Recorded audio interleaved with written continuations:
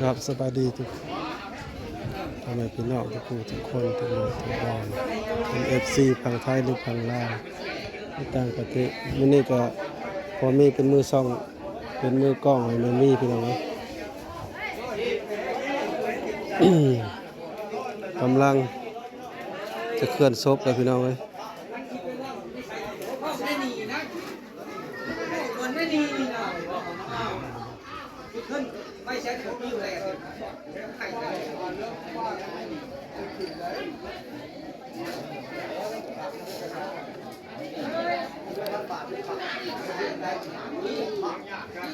แล้วมึงมาโมเลยก็เลยพยายามหาตัวนี้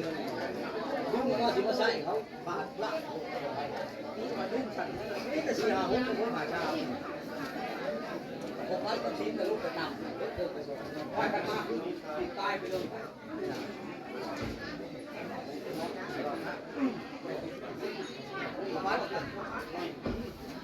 สายไปทางไหนไปหาเอาเดี๋ยวนี้เขาแต่ไปหาทิ้งที่วันพี่ไปเฮ้ยเฮ้ยเฮ้ยเฮ้ยไปมันนี่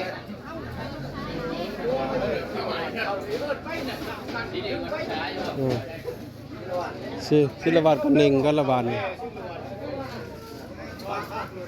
โอ้ยน่าจะให้ แล้วจะวาดพี่พอดนี่แม่สิวาดพอดไปคือไปบอกกัน อ้าวมีทั้งของพ่อ เอาสายปอนเรื่อง บอลเลยสิเป็นช็อตแค่ของวง คนหมักยังกบยังเขียดกันเลยเอากองให้ ความมวยไม่เคยมีคนน้อยความมวยเขาตกแต่งวงบัตรเงินมันยังแบ่ง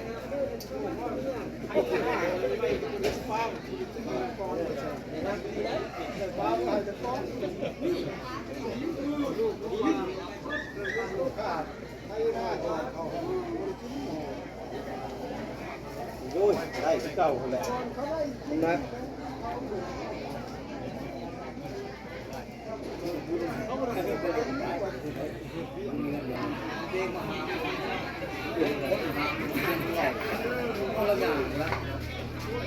การนี้ต้องไปถึงมือแล้วไป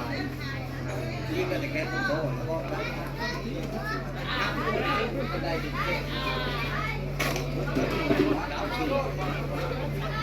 เอาเจ็ดสิบนี่ที่พูดถึงช่วงที่ห้าไม่ได้ธร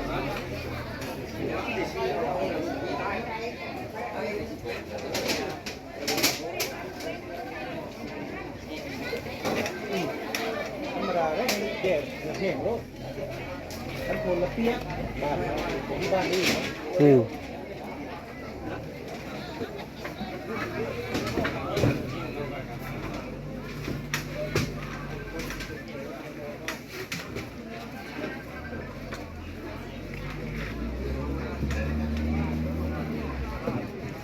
รถคันอาจิค่าเลยเพลงตีเด้อเฮ้ยทุกคนเราต้องเพลงตีเด้อ แล้วไปนั่งพ่อกันลงไปบ่ เอามาแต่ละตีเก็บของลงของอะไร เดือน หมักเพลงตี้สันคนเคยหมักตี้อย่างหมักตี้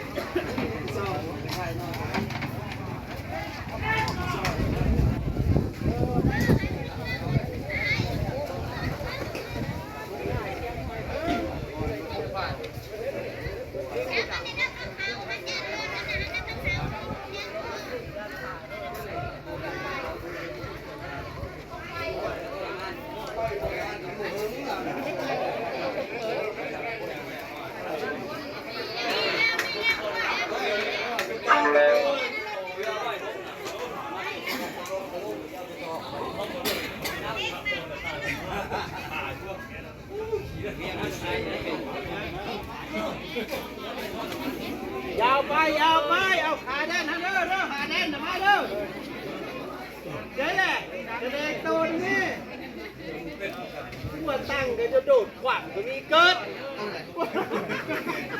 ห้องเสียงบ้านนี่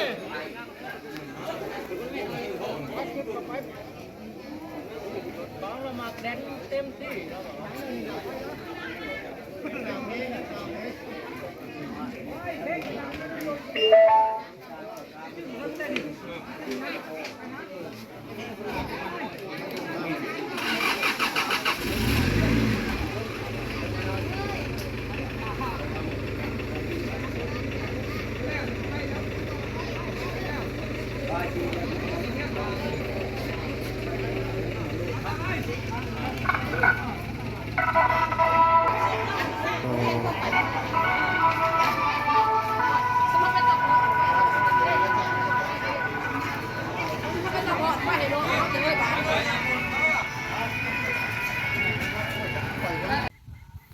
รถค่าพี่น้องเอ้ยพาไว้เลย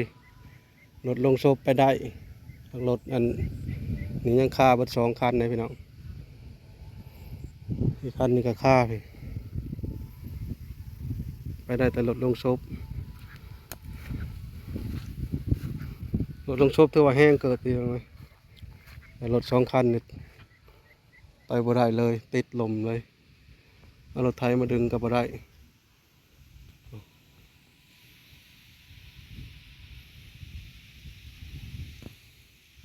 คนยางวันละ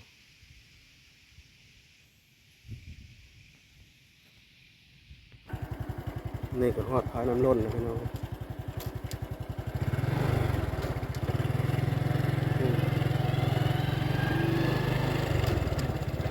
พาน้ำล้นทางก็ไปยากได้พี่น้องไอ้ว่าแปลงเศร้าพาน้ำล้น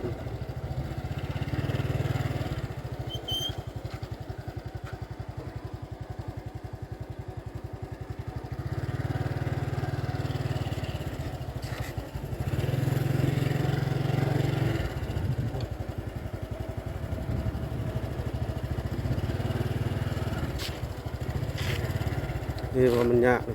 เอากระสอบมาใส่เจ้า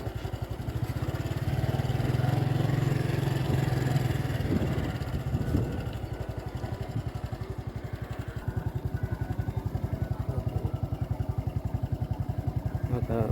ฮอดวันบอลคล้ายน้ำ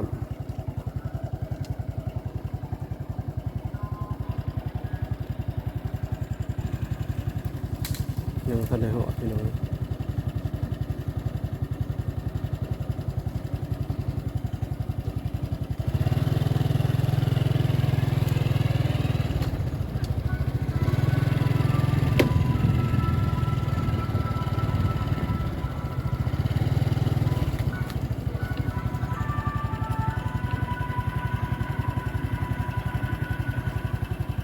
พี่น้อง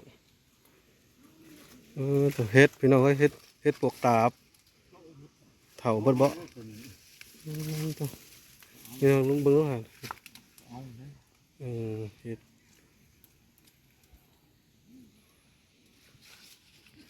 มาเหาะได้พี่น้องเลย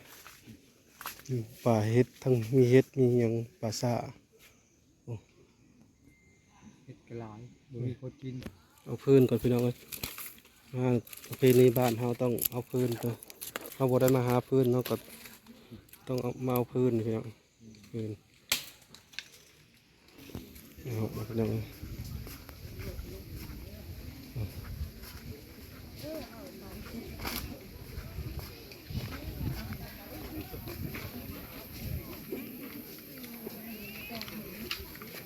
แล้วรถหัวบ่สร้างมาสร้างรถหัวติ้นหนึ่งบ่รถหัวติ้นหนึ่งบ่หมดแล้วพี่น้อง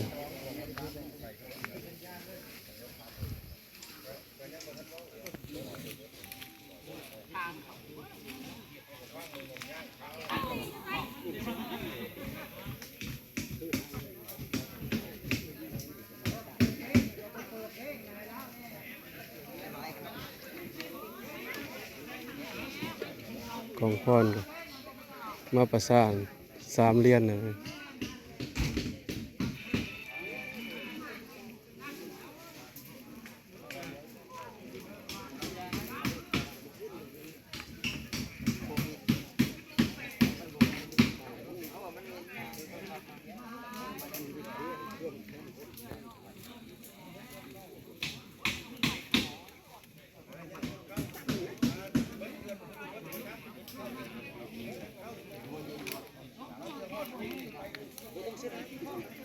จุดแล้วก็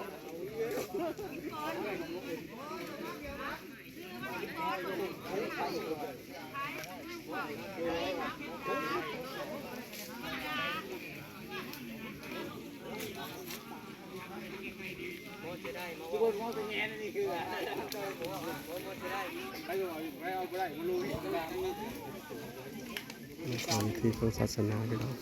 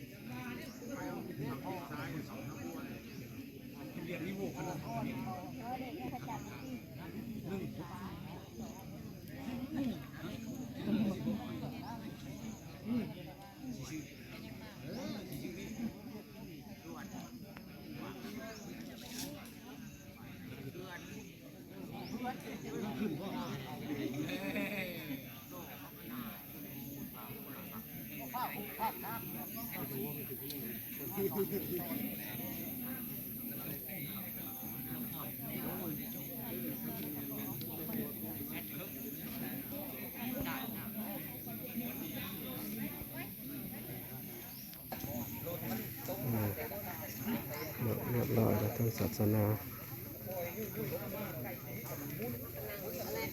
ฟังเพลงออกเด้อ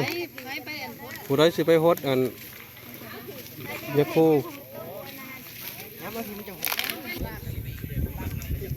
ยาคูก็ใช้ได้อย่างเมื่อพี่น้องเลยใช้ได้อย่างเมื่อไกลเติบไปพี่น้องเลยต้นผู้เฒ่าได้ยาคูรถคาบัดสองเกยาคูกับคาเกยจั่วกับคารถหาโมงไปเล